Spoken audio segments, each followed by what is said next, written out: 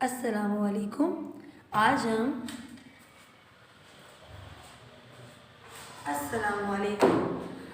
हम उर्दू का गुलदस्ता चंपा में से जो टॉपिक पढ़ेंगे उसका नाम है ख़ज़ाना। ये मिर्ज़ा अदीब की तसनीफ़ है, यानी कि इसके लिखने वाले मिर्ज़ा अदीब हैं। ये उनकी एक तसनीफ़ है, इसका नाम है ख़ज़ाना। लफ्ज़ ख़ज़ाना सुनते ही आप लोगों के दिमाग में क्या चल रहा है?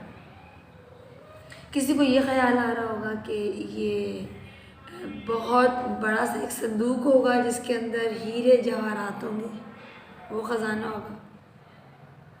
एक छोटा सा थैला होगा और उसके अंदर बहुत सारे डायमंड हीरे होंगे, वो ख़ज़ाना होगा। वो जो सुना जाता है कि खुदाई, बहुत सारी खुदाई के बाद कोई चीज़ निकलती है, थैला या फिर संदूक, और उसके अंदर जो ख़ज़ाना होता है वो होगा। कुछ इस तरह की मिली जुली सी सोच आप लोगों के दिमाग में ज़रूर गर्दिश कर रही होगी। तो मैं आज जिस ख़ज़ाना के बारे में आप लोगों को पढ़ाऊँगी वो नहीं है जो आप लोग सोच रहे हैं। ये ख़ज़ाना है दोस्ती का ख़ज़ाना। ये ख़ज़ाना है एक बहुत अच्छे दोस्त के साथ होने का। मिर्ज़ा अदीब ने अपनी इस तसनीफ़ में, अपनी इस छोटी सी स्टोरी में हमारी तवज्जो एक बहुत अच्छे दोस्त की तरफ मबज़ूल कराई। मिर्ज़ा अदीब इस कहानी में हमें ये सबक देने की, ये चीज़ हमें समझाने की कोशिश कर रहे हैं कि दोस्ती से बड़ी कोई नेमत नहीं है, दोस्ती से बड़ा कोई ख़ज़ाना नहीं होता। अगर आपके पास एक अच्छा मुख़लिस दोस्त है तो मतलब आपकी सारी मुश्किलें एक सेकंड में सिमट जाती हैं। तो ये भी कहानी है दो दोस्तों की। तो आइए ज़रा पढ़ते हैं कि ये किस किस्म के दोस्त थे और इनकी क्या दोस्ती थी, क्या इनके आपस में अंडरस्टैंडिंग थी। तो ये सर्दियों की कहानी है। अभी हमारे पास भी सर्दियाँ भी चल रही हैं और दिसंबर का पहला हफ्ता था और हमारे पास भी दिसंबर का पहला हफ्ता ही चल रहा है। तो ये कितनी यानी कि सिमिलर सी चीज़ें हो रही हैं। अच्छा, शाम का वक्त था। दो शख्स इस वीरान मुकाम से गुजर रहे थे जो दो शहरों के दरमियान वाक़ था। जिस शहर से आए थे वो पुराना शहर था और जिधर जा रहे थे उसे लोग नया शहर कहते थे। इन दो अशख़ास में एक का नाम आमिर और दूसरे का फैयाज़ था। दोनों दुकानदार थे। महीने में एक बार ख़रीदारी के लिए शहर जाते थे। मतलब गांव में रहते थे तो ख़रीदारी के लिए कहाँ जाते थे? शहर में जाते थे। तो वहाँ पे कभी कभार वापस आ जाते थे दिन में, लेकिन अगर कभी शाम हो जाती थी, क्योंकि सर्दियों में शाम रात बड़ी जल्दी जल्दी होती है, दिन बहुत मुख्तसर होता है, तो वो फिर क्या करते थे कि वीरान जंगल से गुज़र के घरों में आना उनको सही नहीं लगता था। तो वो क्या करते थे कि किसी न किसी कोई सराय अगर रास्ते में आ गई तो उसमें रात गुजार लेते थे और अगले दिन अलग सुबह वो अपनी अपनी मंजिलों की तरफ चल पड़ते थे। अब वो लोग सामान लेने के लिए गए और सामान लेने के बाद वही उनको टाइम हो गया, शाम हो गई। फिर वो सराय में चले गए, वहाँ पे उन लोगों ने खाना वगैरह खाया। उसके बाद उन्होंने अपनी अपनी चरपाइयों के ऊपर जाके वो दोनों लेट गए, मतलब सोने की अब फुल तैयारी हो रही है। अच्छा, अब हुआ क्या कि दरवाजे पे दस्तक होती है और जब दरवाज़ा खोलने के लिए फयाज़ जाता है और आमिर ये देख रहा होता है कि आमिर जो फयाज़ है वो गेट पे गया है और वो देख रहा है कि आमिर एक बूढ़े से बातें कर रहा है। अब फयाज़ के जहन में अजीब अजीब सी बातें आना शुरू हो जाती हैं कि ये किससे बातें कर रहा है, आखिर ये कौन शख्स जिसके बारे में इसने मुझे नहीं बताया हुआ। अब और ये इतनी उनसत के साथ एक बंदे से बात कर रहा है। अब ज़ाहिर है ठहरे जो बड़े पुराने दोस्त, अब होता है ना कि हम अगर फ्रेंडशिप में एक दूसरे को बात नहीं बताते तो थोड़ा सा दिल में नाराज़गी थोड़ी सी आ जाती है कि मुझे नहीं पता और सबको पता है। तो अब ये इनके दरमियान वही सब कुछ चल रहा है कि फ़याज़ के दिल में एक अजीब सी कशमकश है और उसके जहन में मुख्तलिफ़ किस्म के सवाल आ रहे हैं। लेकिन आप लोगों को मैं यहाँ पे एक बात बताऊँ कि फ़याज़ के दिल में और दिमाग में जो भी ख़यालात आ रहे हैं वो बिल्कुल मनफी आ रहे हैं, मतलब नेगेटिव आ रहे हैं। अब मनफी ख़यालात जो होते हैं वो बुरे होते हैं। अब मनफी ख़यालात उसे किसके बारे में आ रहे हैं? आमिर के बारे में आ रहे हैं। क्यों आ रहे हैं? आमिर किसी बंदे के पास गया है, उसकी बात सुन के वापस आ गया, लेकिन उसने मुझे नहीं बताया, तो उसके दिमाग में मनफी ख़यालात आ रहे हैं। मनफी ख़यालात के अंदर फॉर एग्ज़ाम्पल वो ये आ रहा है कि इसने बहुत सारा सामान एक दफ़ा ख़रीद लिया होगा, बड़ी अच्छी जगह से ख़रीद लिया होगा, मुनासिब दामों में ख़रीद लिया होगा। अब वो ये सामान लेके जब गाँव जाएगा तो उसको बहुत अच्छे यानी कि मुँह मांगे दाम उसको मिलते रहेंगे और वो मुझसे ज़्यादा मालदार हो जाएगा वगैरह वगैरह। ये इस तरह के मनफी ख़यालात किसको आ रहे हैं? फ़याज़ को आ रहे हैं। किसके बारे में आ रहे हैं? आमिर के बारे में आ रहे हैं। क्यों आ रहे हैं? क्योंकि आमिर दस्तक हुई और वो जब एक अजनबी बंदे की बात सुन के और इंतहाई राजदारी के साथ आके चारपाई पे दराज हो गया, उसके बाद ये ख़यालात फ़याज़ को आने लगे। खैर रात गहरी होती है।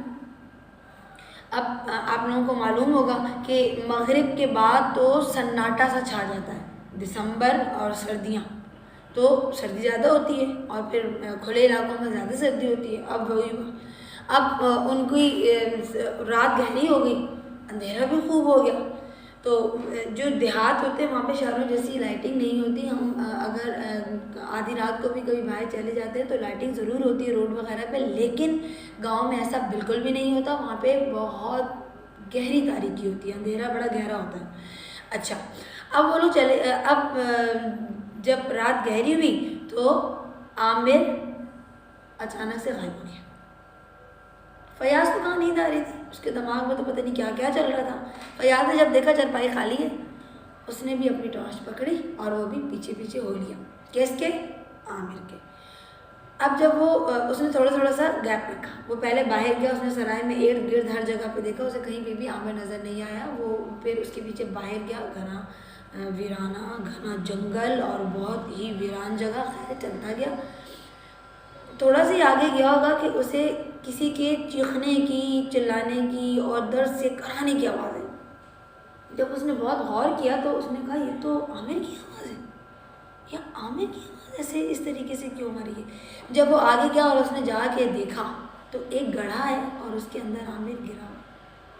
वो भाग के, अब यहाँ पे ज़रा एक बात नोट कीजिएगा कि वो कितना नाराज़ है और कितने मनफी किस्म की बातें उसके दिमाग के अंदर गर्दिश कर रही थी, लेकिन जब उसने उसको तकलीफ़ में देखा तो उससे नहीं रहा गया। सब बातें एक तरफ और उसकी वो दोस्ती जो उसके साथ कायम है वो एक तरफ, भागता हुआ गया और जाके उसे संभाला।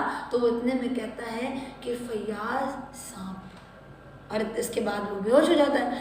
उसने क्या किया, उसे कंधे के ऊपर डाला, टॉर्च को मुंह में पकड़ा, उसको कंधे के ऊपर डाला और बड़ी ही स्पीड में, मतलब एक बंदा आपके ऊपर आ जाए, आपकी बॉडी के ऊपर, वो भी आपकी ही जितना हो, तो आपकी स्पीड तो नहीं होती ना। लेकिन यहाँ पे आप देख भी सकते हैं कि वो किस तरीके से अपने दोस्त को लेके तकरीबन भागते भागते आ रहा है, गिरते पड़ते।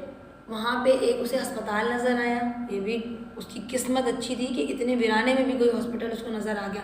अस्पताल नज़र आया, वो अस्पताल में उसको फ़याज़ को लेकर जाता है और आमिर को लेकर जाता है। तो उसने जाके वहाँ पे जैसे ही वो पहुँचे तो डॉक्टर कहते हैं कि शुक्र है कि आप आ गए, शुक्र है कि आप आ गए, नहीं तो ये मर भी सकता था। मतलब जो आपका मरीज़ है वो मर भी सकता था। उसने वहाँ पे उसकी ट्रीटमेंट करवाई, उसके बाद उसे घर में लेकर आया। जब वो घर आके पहुँचा तो अभी उसके दिमाग में ये चीज़ चल रही थी कि ये मुझे खुद बताएगा, ये मुझे खुद बताएगा। मैंने इससे नहीं पूछना, जैसा कि हमारे भी आपसे कह रहे हैं कि फ्रेंड्स में होता है, जो हमारे बेस्टी होते हैं, हमें होता है कि ये हमें खुद सारी बातें बताएंगे, हम नहीं पूछेंगे। क्यों? हम इनके फ्रेंड नहीं है क्या?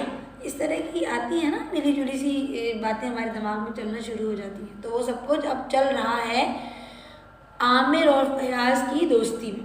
अच्छा, अब उसके बच्चों ने बड़ा शुक्रिया अदा किया कि भाई शुक्र है कि आप ना अंकल आप सही टाइम पे पहुंच गया, वरना हम तो यतीम हो जाते। और उसकी बीवी ने भी बड़ा शुक्रिया अदा किया। अब वो वहाँ पे बच्चों को बताने लग गया, कहता है कि आप लोगों को पता है कि ये सब कुछ क्यों हुआ? ये सब कुछ ख़जाने के चक्कर में हुआ है। मैं ख़जाना लेने जा रहा था और रास्ते में ये सब कुछ हो गया। तो बच्चे अब देख रहे हैं कि पता नहीं वो क्या ख़जाना था।